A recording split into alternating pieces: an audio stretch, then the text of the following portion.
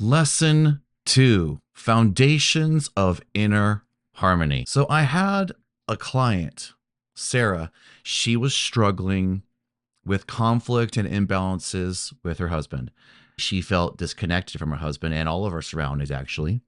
She and her husband were in an open relationship. This was pretty much to satisfy her needs, but it was because they had a lack of intimacy. However, after a year of disagreement, she was still not happy because she was seeking joy outside of herself. And even though she had permission, she had not given herself permission to be happy. Here I come. And through our sessions, we created sacred spaces for her so she could fill herself up from within, both internally and physically. And over time, she was able to have an amicable divorce, parting as friends with respect for each other. He even helped her pack the U-Haul, and they had a final cup of coffee together. Because when there was a challenge for him during the divorce, she just tapped into herself and stayed in harmony. And guess what she does now? She's now an intimacy coach for women, helping others find the same inner peace that she achieved. Sarah's journey highlights the importance of inner harmony. So let's dive into how sacred spaces influence your inner peace and the core elements that make up these spaces. Exploring how sacred spaces influence your inner harmony, this lesson is about connecting your thoughts, emotions, and energy to create a sense of inner peace. Ask yourself this question: have you ever felt truly balanced and harmonious within yourself? So let's find out how to achieve this state consistently through sacred spaces. Let's start with the influence of our sacred space on inner harmony. Because sacred spaces help connect your thoughts, emotions, and energy, you want to understand that this connection fosters a sense of inner peace and balance, allowing you to navigate life with greater ease.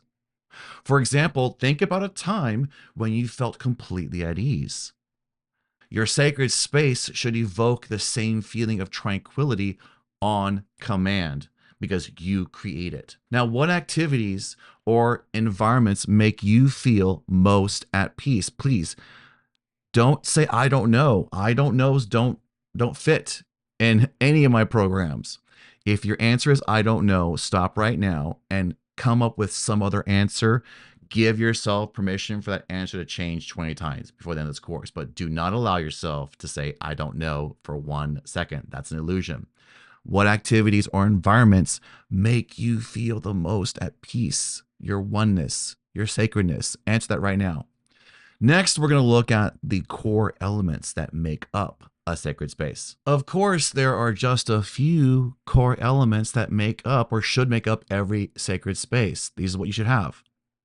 These elements are simple: cleanliness, personal items, and calming elements. Not much more complicated than that. So yes, of course, a clean and orderly space promotes clarity and focus.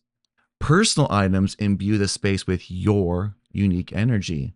And the calming elements, such as candles and crystals, help create a peaceful atmosphere. For example, you might include items like candles and crystals and photos or mementos that hold special meaning to you. However, I want to pause here. This is where I want you to take your empowerment to the next level. Maybe you don't like crystals, candles. Maybe you don't like photos. I want you to recreate your own elements of cleanliness, personal items, and whatever your calming elements are to you. I'm going to say this again and multiple times throughout the course. It's your sacred space. I'm giving you some guidelines, but I want you to modify. This is flexible. It's more important that you make this connection. To that point, what personal items would you include in your sacred space to make it uniquely yours? Integrating sacred spaces into your daily routine is crucial to maintain inner and outer harmony. Hey, without a routine, I don't care how many epiphanies you have with this process or all the other ones I could ever teach you, without making it a daily practice, they are going to be farts in the wind. So take this seriously. I want you to make it a priority. How do you do it? By dedicating time each day for your sacred space. Don't say you don't have any time. That's a lie to yourself and everyone around you. You have 30 seconds. You have up to 5 minutes, maybe twice a day. You might need to look at how your assumptions are affecting what your perception of time is, because you always have time. Just change your concept of how much time that you need to commit to this practice. And we're going to talk about misconceptions and common mistakes and challenges in later lessons. But for right now, just remember, the regular practice helps reinforce the connection to your inner self and maintains the balance that you have created long after you've done your meditation and visualization. So start and make it a routine. For example, this can be as simple as a few minutes of meditation each morning or nightly reflection. Brief, consistent moments spent in your sacred space will have profound effects on your overall well-being. And once that domino falls, the next one and momentum dramatically increases.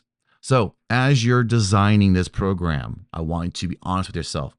How much time can you realistically dedicate each day to your sacred space? What would this practice look like for you? Again, it's not I have no time. It's not I have 2 hours, 3 hours a day. That's not necessary. Can you commit to 3 minutes? Can you commit to 30 seconds? So this is a realistic goal to get you started. Now, let's move on to the next lesson to delve deeper into the healing aspects of sacred spaces.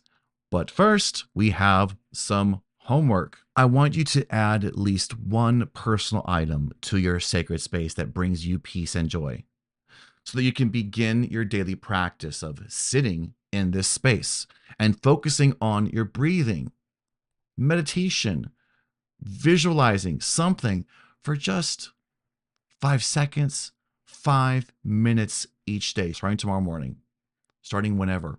I want you to journal about these additions and practices that impact your sense of inner harmony. Document the process, or those epiphanies are going to be in the wind, and you won't take this seriously, even if you prove it to yourself as fast as tomorrow. So get serious, get committed, and let's move forward. We have one more powerful question before we end this lesson.